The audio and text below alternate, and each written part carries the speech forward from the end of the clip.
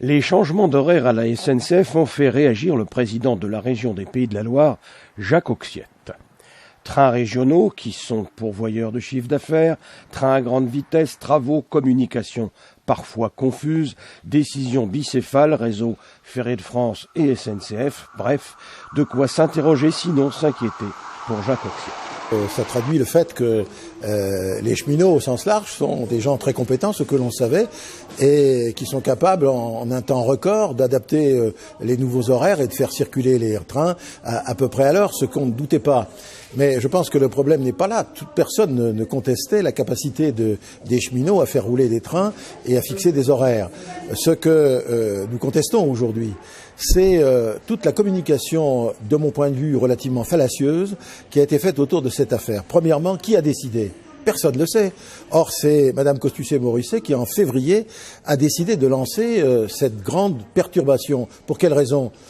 Bien, on ne la connaît pas trop, mais dans les dernières déclarations que l'on peut voir, y compris des principaux responsables au niveau national, on voit bien que la motivation principale, c'était de créer les conditions pour faciliter l'ouverture à la concurrence. Ceci n'a jamais été clairement exprimé.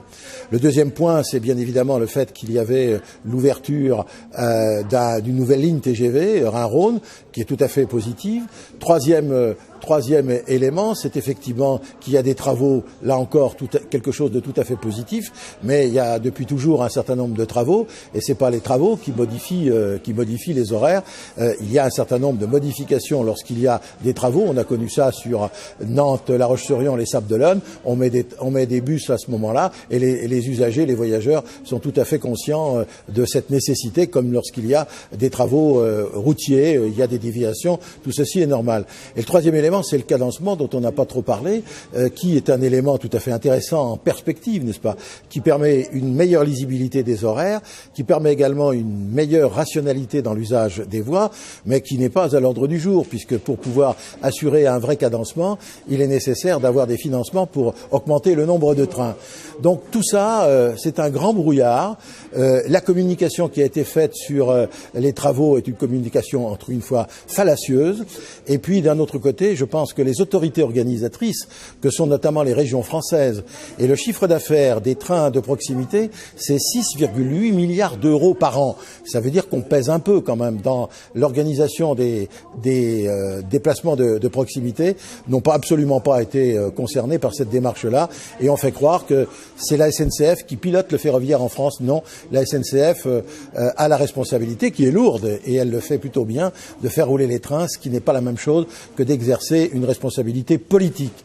Et ce que je voulais dire, c'est que les dysfonctionnements, c'est pas dans ce qui s'est passé aujourd'hui, c'est le fait que dans les décisions qui ont été prises dans la précipitation, on a oublié que ces trains de proximité servaient à conduire un certain nombre de jeunes dans les lycées et de permettre à des salariés d'aller rejoindre leur travail, quel que soit le lieu dans lequel ils exercent leur activité professionnelle. Tout ça a été un peu oublié.